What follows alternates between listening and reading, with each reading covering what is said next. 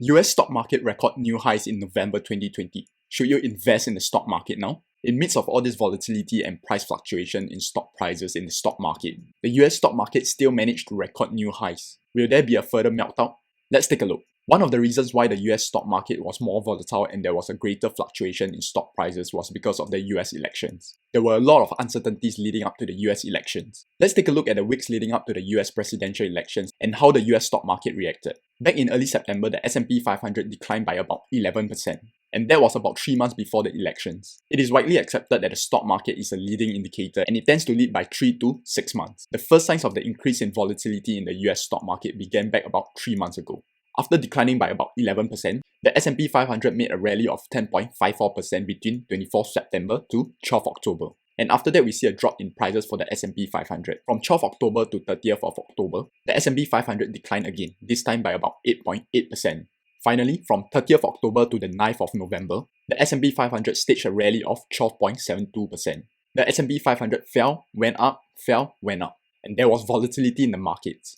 One of the reasons for this rally between 30th October to the 9th of November is also because of the US presidential elections. While there are still some issues yet to be solved, Joe Biden is the president-elect, and this has cleared some of the uncertainties that have plagued the stock market. So will there be an upside potential for stock prices and for the stock market? While some of the uncertainties that have plagued the stock market have been cleared up by the result of the president-elect, there are fundamental reasons on why I believe the stock market will continue to go up, and not because of the meltdown. I'll walk you through some of the financial and economic indicators that I take a look at. This is the yield spread between corporate bonds and the 10-year treasury. The yield spread between corporate bonds and the 10-year treasury tends to spike. And we see it over here during the height of the pandemic. And the converse is true. The yield spread between corporate bonds and the 10-year treasury tends to fall when the economy is recovering and doing better.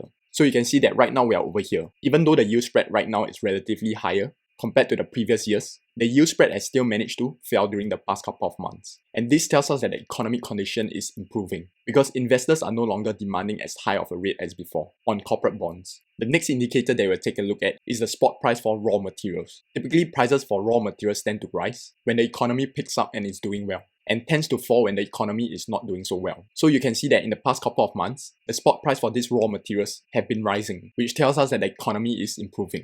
The next indicator that we'll take a look at is the commodities index. While the index has been pretty choppy recently, overall we still see an increase in the commodity index. And the commodity index also typically rise when the economy is picking up. And we take a look at the MSCI All Country World Index, which tracks large and mid-cap size stocks around the world. We also see that the MSCI index is also picking up. Now that we have taken a look at some of the economic and financial indicators, we have a rough gauge that the economy is improving. So over on this graph here, we have the market cycle and the economic cycle. So the market cycle or the stock market is indicated by the red curve, and the economic cycle or the economy is indicated by the green curve. So right now, where are we along this economic cycle or the green curve?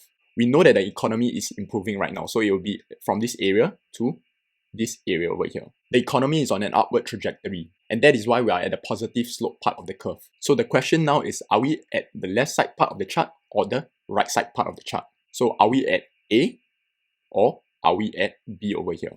And that is an important question, because if we are at part A, that means that there is further potential upside for stock prices and for the US stock market. But if we are at part B over here, then that means there might be a potential downside for stock prices and for the US stock market.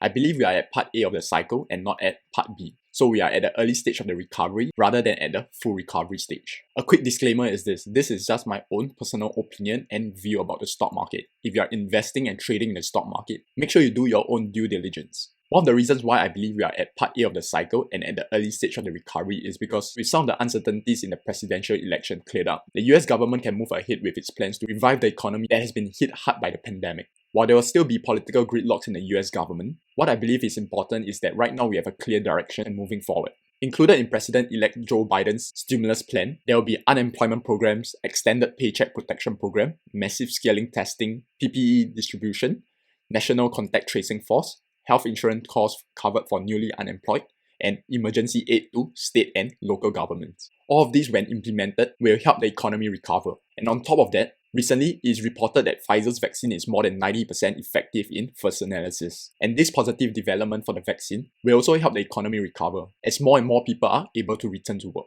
And that is why I believe we are at this part of the curve, here and here, which means that we are still in the early stage of recovery for the economy, and there is still further potential upside for the stock market. That's my market analysis. If you have enjoyed and learned something from this video, smash that like button because it will really help the channel grow and allow me to produce more content such as this.